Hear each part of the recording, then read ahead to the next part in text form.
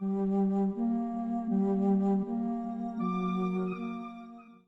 laissé ses Pokémon auprès de Neige et de ses amis, il avait l'esprit tranquille, les ayant chacun des 6 bien entraînés.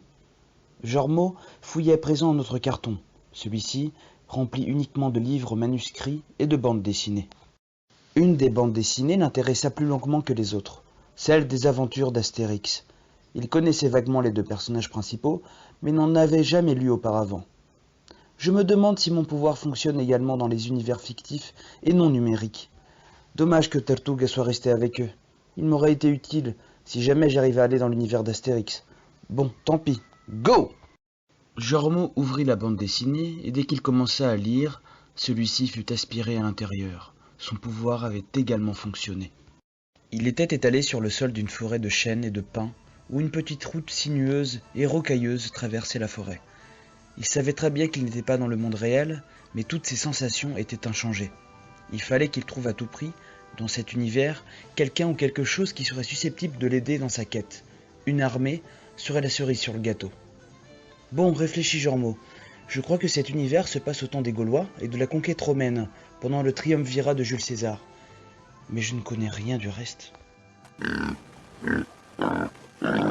Tout à coup, 3 sangliers couraient à toute allure dans sa direction. Jormo savait que ces bêtes pouvaient être agressives. Il prit donc ses jambes à son cou et les sema assez rapidement, jusqu'à ce qu'ils sortent de la forêt. Au loin, il voyait un camp militaire romain. Il pouvait y voir des tours de guet et plusieurs tentes composant le camp. Il décida donc d'aller y jeter un œil et demander conseil et aide. Les gens devaient être civilisés et accueillants, même à cette époque, et dans un univers fictif qui plus est. Au pied de la porte principale, il cria en direction des 2 légionnaires qui gardaient l'entrée. « Bonjour messieurs, pouvez-vous me dire où je me situe? Je me suis perdu en pleine forêt et je me suis retrouvé ici. J'aimerais parler à votre chef, ou bien à celui qui commande dans ce camp. » Le légionnaire de gauche dit à Jormo. « Ave étranger, et bienvenue au camp de Petit Bonhomme.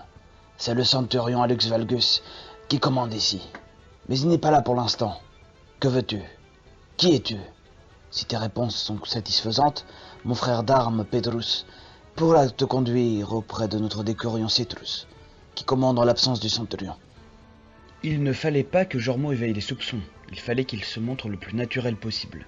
Contrairement aux personnages de la cartouche, ces personnages-ci n'étaient pas programmés. « Ave, je m'appelle Jormo et je souhaite m'entretenir avec le décurion Citrus. Je me suis tout simplement perdu. »« Ta réponse ne me plaît pas, » dit le légionnaire Marcus, pointant Jormo avec son pilum. « Todo, Marcus, tu vois bien qu'il a l'air inoffensif, » dit le légionnaire Pedrus. « Allez, jeune homme, ne fais pas attention à Marcus. Ce n'est pas sa journée. La grosse brute du village voisin l'a encore assommé ce matin. »« Merci, monsieur. » Jormo suivit donc le légionnaire à l'intérieur du camp. Celui-ci était entouré par de grandes palissades, entourées elles-mêmes par un fossé pour éviter les assauts ennemis. Ils passèrent devant de nombreuses tentes, jusqu'à arriver jusqu'à la grande tente du camp. Un homme bien bâti, portant une belle armure, une cape rouge et un casque à plumes, sortit de la tente et s'avança vers Jormo.